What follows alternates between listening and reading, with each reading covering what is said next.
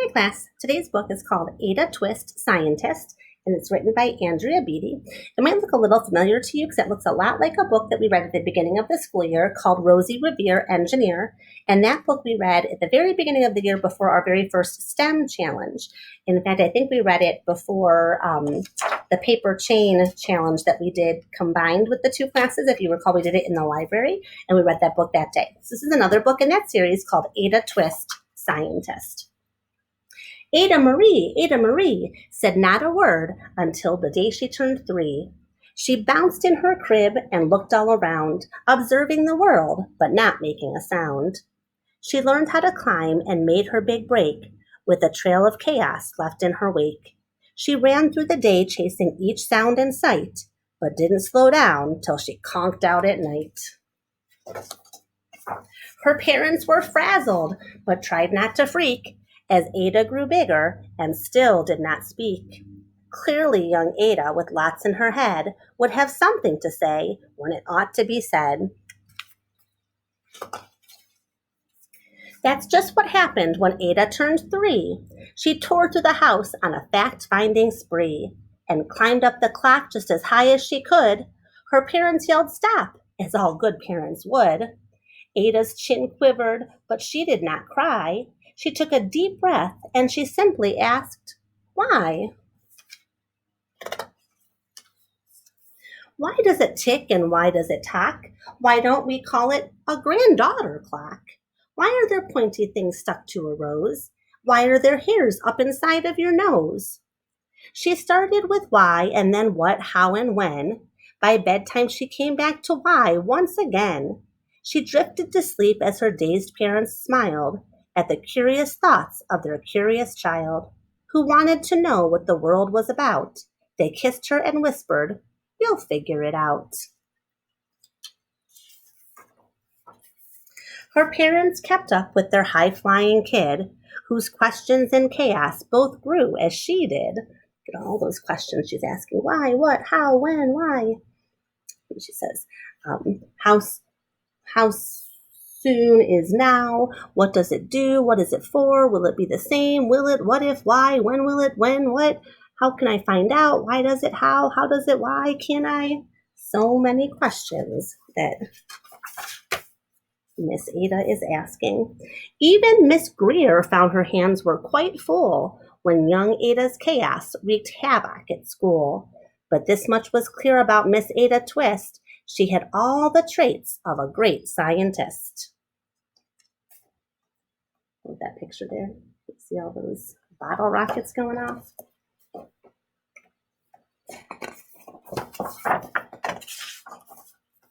Ada was busy that first day of spring, testing the sounds that make mockingbirds sing, when a horrible stench whacked her right in the nose, a pungent aroma that curled up her toes. Zowie, said Ada, which got her to thinking, what is the source of all that terrible stinking?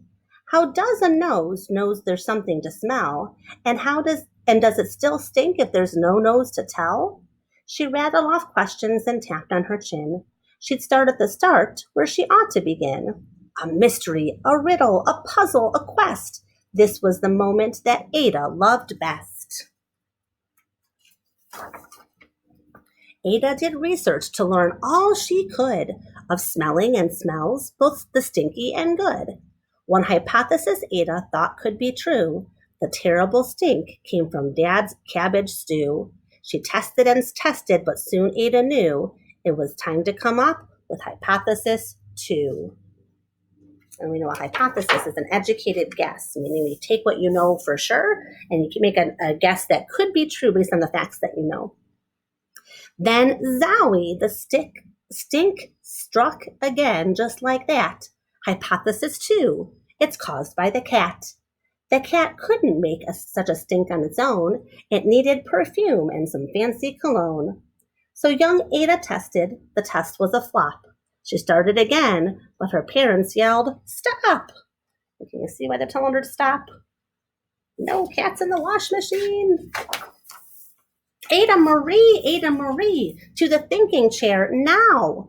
By the time we count 3, enough, said her dad. That enough, said her mother. That's it, said the dad. Her parents were frustrated, frazzled, and mad. Why? Ada questioned. Her mother said no. What? Ada queried. Her father said go. You've ruined our supper. You've made the cat stink. Enough with your questions. Now sit there and think. She looked at her parents. Her heart turned to goo. Poor Ada Twist didn't know what to do. She sat all alone by herself in the hall, and Ada once more could say nothing at all. And so Ada sat, and she sat, and she sat, and she thought about science and Stu and the cat, and how her experiments made such a big mess. Does it have to be so? Is that part of success? Are messes a problem? And while she was thinking, what was the source of that terrible stinking? Ada Marie did what scientists do. She asked a small question, and then she asked two. And each of those led her to three questions more, and some of those questions resulted in four. As Ada got thinking, she really dug in. She scribbled her questions and tapped on her chin. She started at why, and then what, how, and when. At the end of the hall, she reached why once again. Her parents calmed down and they came back to talk. They looked at the hallway and just had to gawk. No patch of bare paint could be seen on the wall. The thinking chair now was the great thinking hall. They watched their young daughter and sighed as they did. What would they do with this curious kid who wanted to know what the world was about? They smiled and whispered, "We'll figure it out." And that's what they did, because that's what you do when your kid has a passion and heart that is true. They remade their world. Now they're all in the act of helping young Ada sort fiction from fact.